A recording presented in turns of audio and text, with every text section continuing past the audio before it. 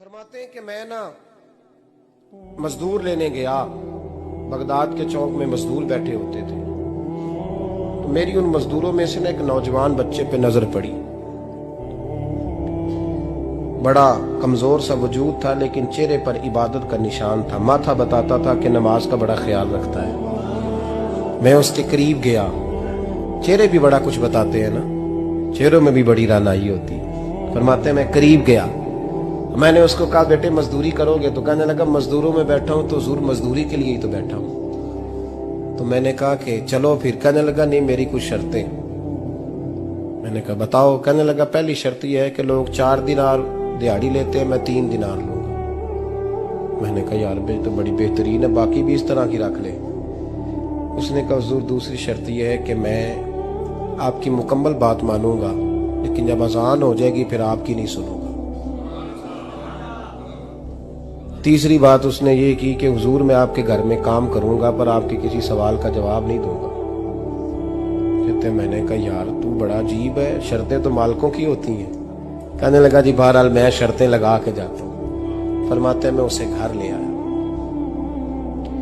کام میں نے اس کو بتایا تو جو کام مزدور سارے دن میں کرتا ہے نا اس نے 2 گھنٹے میں کر دیا۔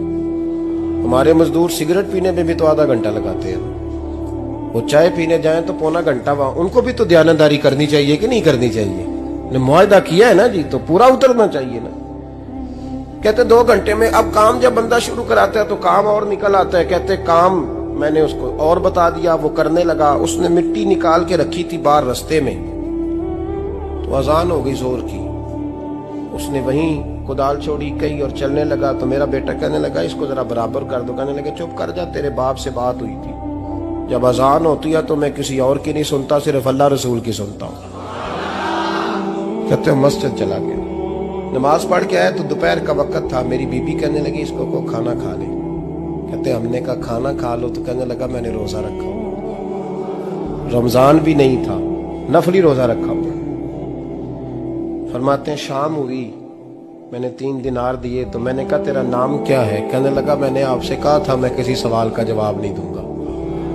کہتے وہ چلا گیا۔ اگلے دن میں پھر لینے گیا اسے، کام کچھ اور نکل آئے تو لوگوں نے بتایا وہ صرف ہفتے والے دن آتا ہے۔ میں نے کہا کیوں؟ کہنے لگے جی وہ کہتا ہے میرا ہفتے کا خرچہ 3 دینار ہے، جب 3 دینار کما لیتا ہوں تو باقی سارا ٹائم اللہ رسول کی ذکر میں گزار دیا کرتا ہوں۔ فرماتے ہیں جی اگلے ہفتے میں پھر لینے گیا، میں نے پورا ہفتہ انتظار کیا کہ کام اسی سے کرانا ہے۔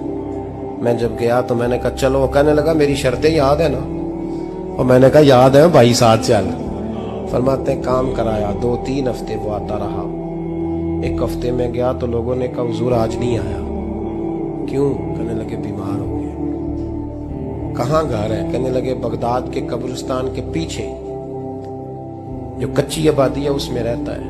فرماتے میں گیا، دروازے پہ دستک دی تو کہنے لگا حضور آپ ہیں؟ دروازہ کھولا ہے، آ جائیے۔ فرماتے ہیں میں اندر گیا تو میں نے کہا تمہیں کیسے پتا چلا میں آیا ہوں؟ کہنے لگا حضور اللہ والے ہو، آپ نہیں آنا تھا، ورنہ امیر تو غریبوں کا پتہ لینے کوئی نہیں آتے۔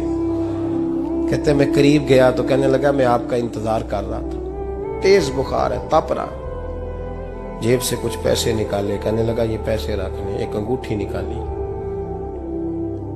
کہنے لگا حضور آج رات کو میرا انتقال ہو جائے گا، ان پیسوں کا کفن خرید کے صبح جنازہ پڑھ کے مجھے دفن کر دینا، اور جب دفن کرو تو یہ انگوٹھی لے کے عصر کے بعد ہارون رشید کے پاس جانا، آپ اسے کہنا میں نے ملنا ہے پر وہ آپ کو ٹائم نہیں دے گا، آپ اس کو آواز دیجئے گا کہ تیری ایک امانت ہے میرے پاس، پھر وہ آپ سے ملے گا تو انگوٹھی دے دیں، پھر آپ میری طرف سے فارغ ہیں۔ حضرت فرمانے لگے تیرا نام؟ اور کہنے لگا حضور وقت تھوڑا ہے، آج رات میں نے جانا ہے، بڑی لمبی معافی مانگنی ہے رب کریم سے، اگر مناسب سمجھے تو مجھے اپنے رب سے تنہائی کر دیں۔ فرماتے ہیں میں آ گیا اور اس کی باتوں نے مجھے ساری رات سونے نہیں دیا۔ فرماتے ہیں صبح بڑی مشکل سے سورج نکلا، میں گیا دروازے پہ ہاتھ رکھا تو دروازہ کھلا ہوا تھا، اندر داخل ہوا تو خوشبوئیں میرا استقبال کر رہی تھی، جب چہرے سے کپڑا ہٹایا تو اس کا تو انتقال ہو چکا۔ इंतकाल हो चुका है, ऐसे है जैसे किसी का दीदार करके सोया। कहते मैं तो 2 आदमी ले गया था जनाजे पे, पर पता नहीं दुनिया किधर किधर से आई, कहां कहां से। अखां जदों मीटियां जमाना मैनू रोवेगा, अपना ते अपना बेगाना मैनू रोवेगा। फरमाते हैं मैं तो 2 बंदे ले गया था, पर पता नहीं मखलूक कहां कहां से आई। जनाजा पड़ा, दफन किया। हारून रशीद के पास में असर के बाद गया, मैंने बुलाना चाहा पर बादशाह था, मेरी तरफ देखा ही नहीं। मैंने उसको कहा तेरी एक अमानत मेरे पास है। फरमाते हैं वो मुझे कोने पे ले गया, क्या बात है, कमरे में बुलाया, मैंने अंगूठी दी। हारून रशीद तो चीखे मारने लगा, कहने लगा अंगूठी वाला कहाँ है? मैंने कहा वो तो इंतकाल कर गया। कहने लगा मुझे कब्र पे ले चल। कहते मैं कब्र पे लाया तो वो लेट गया, तड़प के रोने लगा। मैंने कहा मेरा कलेजा फट जाएगा, ना उसने कुछ बताया ना तूने बताया, ये कौन था? तो हारून रशीद कहने लगा ये मेरा बेटा था। मैंने कहा तेरा बेटा और मजदूर? कहने लगा हुजूर ये हजरत दाऊद ताई के पास बैठा करता था, उनका मुरीद था, मुझे रोज कहता था अब्बा तूने बड़ी दुनिया इकट्ठी कर ली है, मरते वक्त तुझसे टांगे समेटी नहीं जाएंगी, इतना हिसाब नहीं तू दे सकेगा। मैं इसको समझा देता, इसकी अम्मा समझा देती। ये रोज हमें कहता छोड़ दो, आ जाओ अल्लाह रसूल की बारगाह में झुक जाएं।